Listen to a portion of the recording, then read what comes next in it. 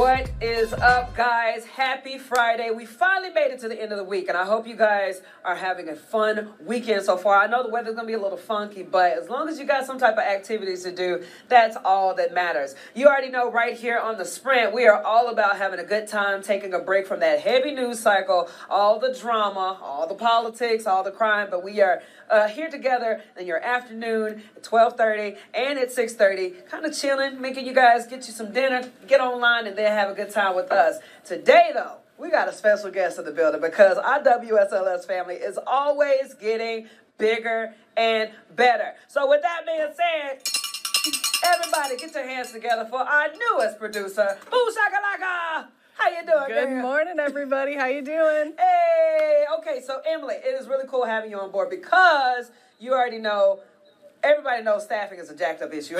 You know, with anybody, it's hard to get people in the building, but we finally got Emily in. So Emily, if you could tell us a little bit about where you coming from and why you decided to join us. Sure. I'm a little bit of everything. I'm coming from Mizzou, Mizzou grads. Hey, shout out there.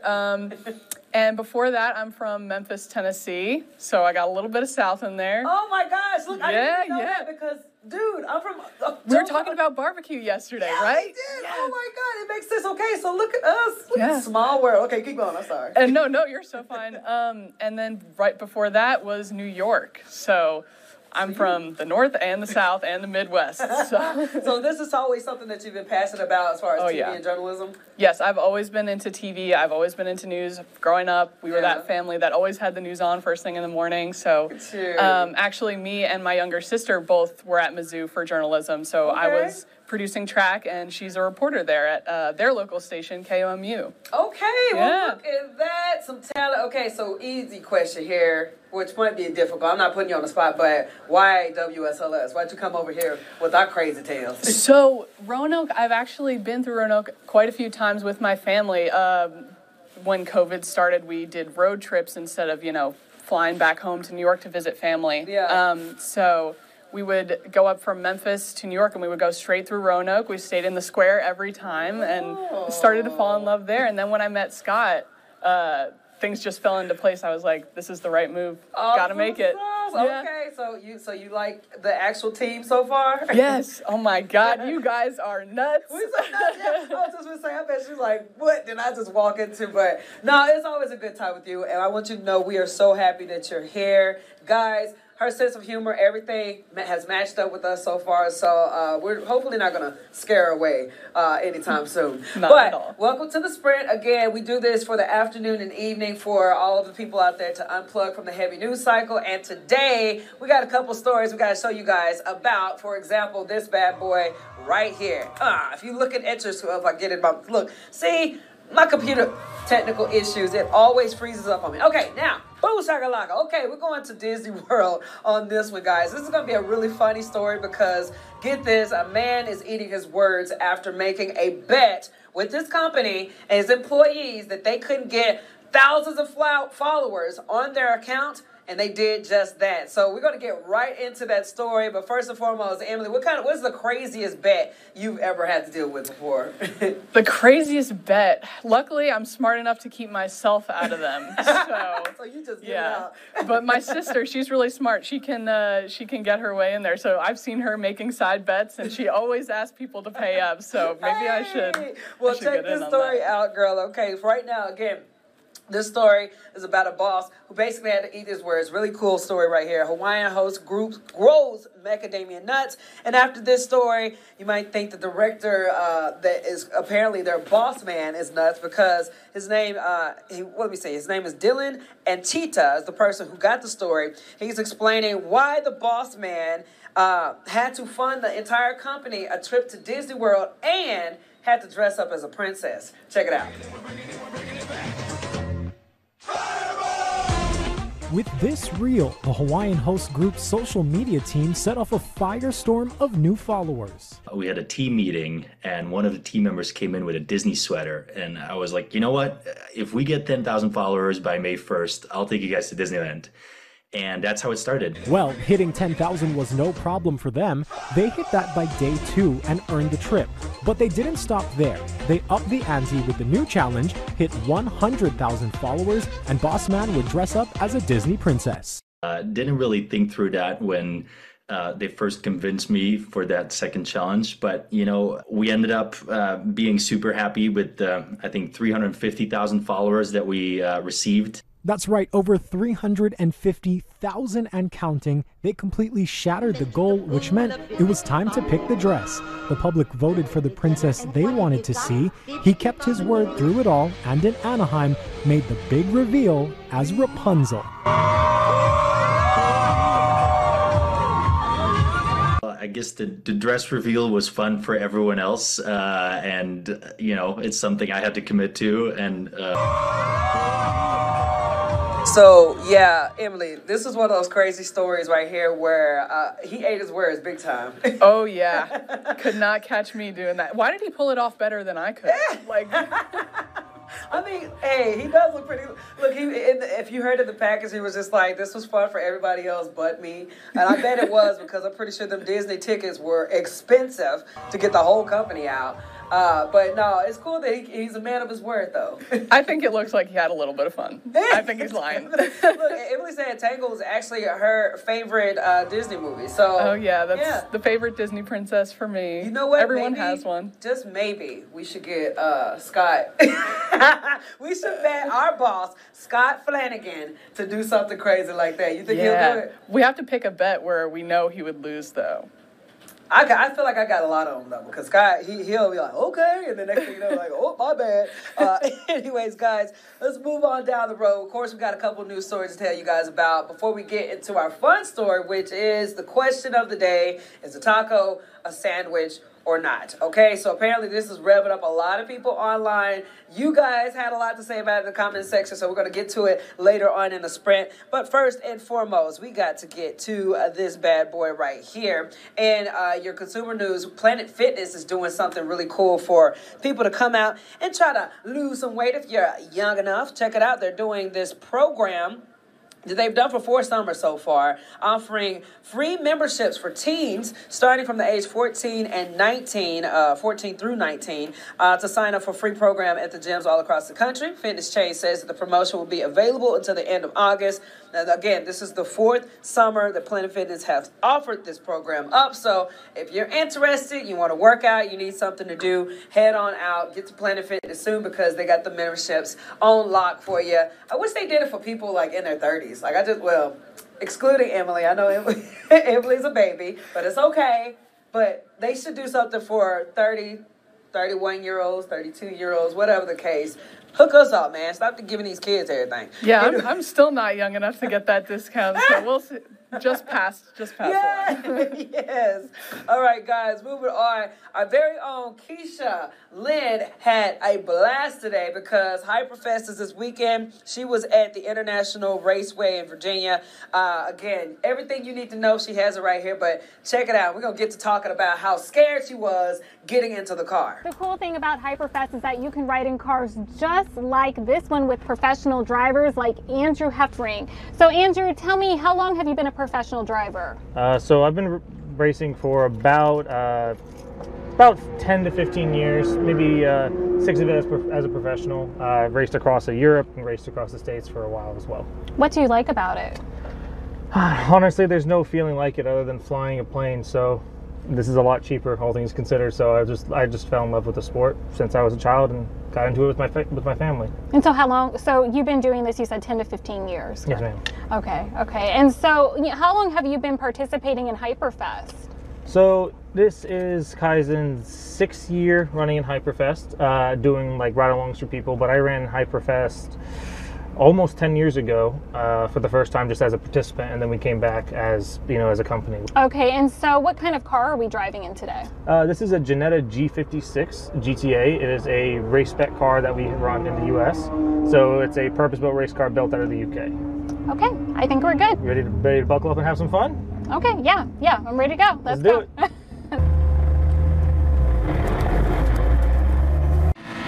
There she goes. Look at her. Look, not even going that fast. So we were talking to Keisha before this entire ordeal, and Keisha was actually very, very scared to do this. And I'm thinking to myself, girl, just live on the edge, right? Live on the edge. Keisha was just like, I'm going to ask them, can they go 60 miles per hour? Emily, if you are in a race car, 60 miles per hour, seriously? Not fast enough. Not fast enough. Gotta on the go highway for me. Past 100 at least. See, this is her type of stuff, and I love it. Yeah, maybe next time you need to go with Keisha and show her how it's done. Keisha, hit me up. I'll go with you. Hey, Put me in that car. Keisha did a great job, though. We're super duper happy to have her again. Such a solid team here at WSLS, filled with all type of different personalities. And again, you already know, just a reminder for people who are just tuning in for the Sprint, we are all about just having that good news of the day, kind of at least raising awareness about certain things or trying to do a call to action as well. For example, you already know across the nation, we're dealing with a lot of natural disasters like the tornadoes and all type of earthquakes and stuff. Well, our very own God's Pit Crew, you already know them jokers always come in clutch when they're trying to help out the community. They are literally doing their thing to get to places that are hard hit by some kind of weather. This morning, actually, they hooked up with Moore's Electrical and Mechanical for special assembly of blessing buckets outside of the River Ridge Mall in Lynchburg. Says the buckets cost nearly $35 to sponsor and have emergency supplies, a Bible, and words of encouragement to help families facing local crises. We think about what it would be like to put ourselves in those shoes. I've been in distribution lines where they were miles long, and to see families in the sweltering heat with no gas in the city, to be able to get something that has a little bit of everything you need for each individual in the family if you've been displaced from your home is just an incredible thing. So yeah, now the event, of course, will fill over 2,000 buckets to be distributed to natural disaster recovery efforts across the country. Again, big, big love to God's Pit Crew. They are another representation of why this community is so special, why everybody is just down with the GPC. I always got to get it together. But God's Pit Crew, again, always stepping in, helping people who are in need. And it's not just on a local level. As you can see, they go all around the nation and sometimes all around the world. So God bless you guys. And if you guys want to figure out how you can help others to contribute to their mission, go to the story on our website at WSLS.com. Now, speaking in the weather category, let's get to meteorologist Chris Michaels right now with our Friday forecast. Happy Friday, guys. Tracking scattered showers and storms this afternoon. Those will move from southwest to northeast. That is especially we head into the late night, early morning hours. That's when I expect the more numerous showers and storms to develop. Could be some localized flooding north of the Roanoke Valley. Storms go back to being more scattered by Saturday afternoon. All right, Chris, thank you so much. Guys, do not go anywhere. After the break, we're getting into some more of those good news stories. For example, a rogue raccoon that decided to touch on a soccer field. We're going to talk about, is it a sandwich or not? And by that, I'm talking about a taco. What do you guys think? You guys let us know what your thoughts are about this particular taco question. If this would work, I'm sorry, guys. It's technical issues. You see me just beating this keyboard like crazy. Okay, yeah. No, this is the question of the day. I need you guys to answer it right now. Is a taco a sandwich or not? We have an Indiana judge who stepped forward and actually made a for certain judgment on this question. We got the details coming up next. We're going to hear from Emily on what she thinks, and we're going to the comment section on what all you guys had to say. Do not go anywhere. Stay tuned to The Sprint at WSLS.com. Welcome back to The Sprint, guys. We are back in action with that good news story that you guys always want to hear. For example, just to make you smile real quick, we're going to the sky with this guy who wanted to break a world record. And it's not just any kind of guy. Check it out. This is a World War II veteran from Texas,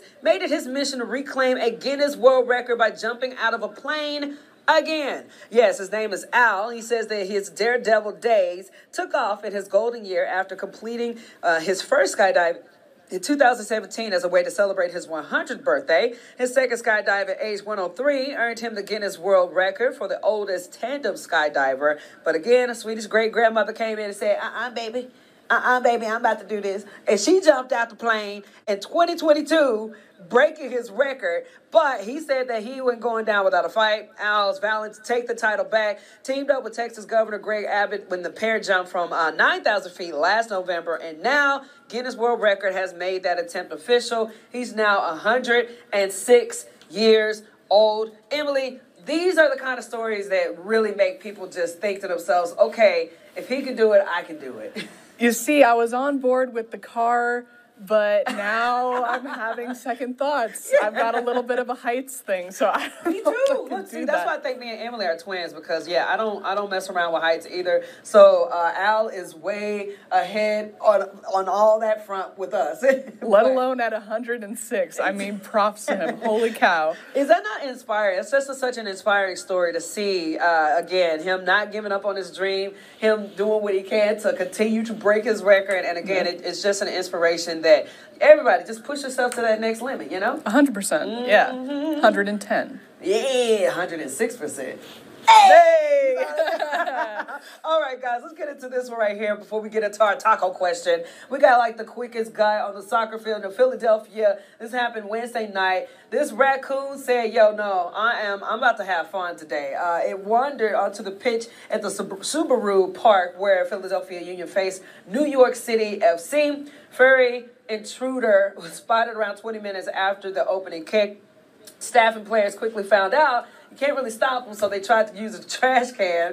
And if you're looking at your screen right now, he's probably like, this does not look like my forest. And look how everybody's just like trying to jump in front of him. It's like a scene out of a cartoon, Right. like chasing him around with the trash can. You know what? They should have put some music to this. Yeah. When they sent this to us, they should have sent us with some music in the background of this little guy trying to escape everybody.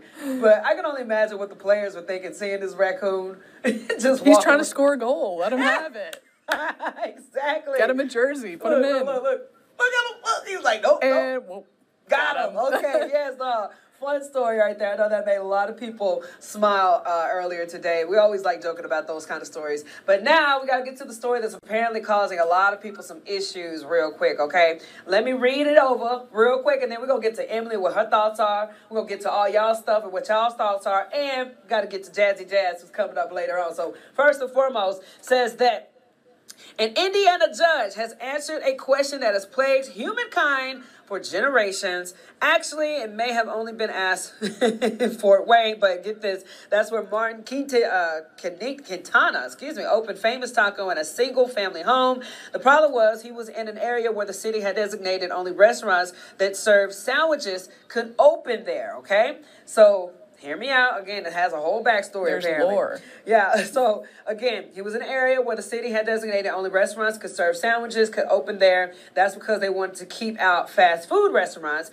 Well, Quintana argued his restaurant is legal because tacos are Mexican sandwiches. Judge Craig Bobe settled the issue. He says that tacos and burritos are, in fact, sandwiches. I don't know about that, but whatever. Anyways, Bobe pointed out the language and the restriction does not limit restaurants to only American cuisine. So I guess you're falling into the category of how do you define a sandwich? Okay, a lot of people say the two, slices of bread thing. I personally don't consider a taco a sandwich. I think a taco is a taco, but if this was able for him to open his business there, man, shout out to the judge for making it happen, but I don't think we got a lie about it. I mean, what do you think? What are your thoughts? I had no idea that there was like a history or a reason behind calling it a sandwich. I thought people were kind of just posing this silly question. I don't consider it a sandwich, but if, there were requirements in order to open a restaurant, that's kind of crazy. I never thought about that. Yeah. I guess it's okay. Exactly. So I feel like that's the only context I'll be like, all right, well, do what you got to do. I'm happy he's able to open his business, but it's still hard for me to consider a taco a sandwich because, you see you got the corn tortillas, you got all type of flour tortillas, but what about those hard shell tacos? People say that about hot dogs, too. Like, hot dogs are sandwiches? I don't think so either. No, exactly. So that's a hot dog. That's our opinion. I say no, it's not a taco. Emily says nope. No, it's not a taco. A judge says yes. Let's get to the comment section and see what all you guys had to say.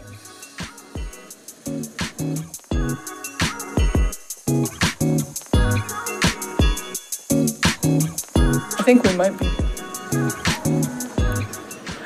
All right, so again, question is a taco a sandwich or it's not? A judge in Indiana said it is because they want to make sure that guy opened his business, and their argument was that, hey, we can't, the language in this restriction that was posed is that it cannot be just designated to what is considered a sandwich in America. Some people, you know, in different cultures may consider, hey, that is a sandwich, a Mexican sandwich, I don't know, whatever you want to call it. Anyways, our first commenter coming in, Emily, says that maybe like tomato, tomato, potato, potato, taco, or sandwich.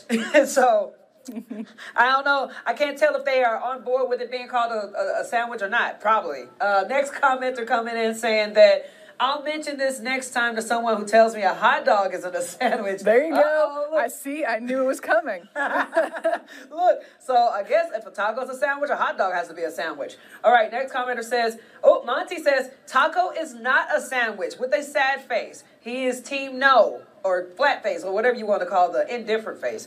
Next commenter says, sandwich. So there's two no sandwiches, one yes sandwich.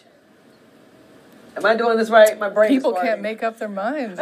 There's no consensus here. Let's get to these other ones. Okay, so these people, another person came in, they said, boom, says that a sandwich is slices of bread with some filler in between. Define bread, a taco fits the description. I guess that he thinks it's a sandwich. Okay, moving on. Here we go. Boom, boom, boom. Says, okay, so one person says yes, another person does the face slap emoji. So they're just like, no. So we got a yes, we got a no. We got another person coming in. Their consensus says no. End of discussion. Neither is a hot dog. So they salty about all of it. Okay, moving on to this commenter. They said, I would like to think a hamburger would be considered a sandwich also. I mean, a hamburger, yeah, a hamburger is a sandwich. Because it's two bread, basically, and things in the middle. But anyways, let's tally this up real quick. Okay, taco is not a sandwich. That's one no. No, end of discussion. That is another no.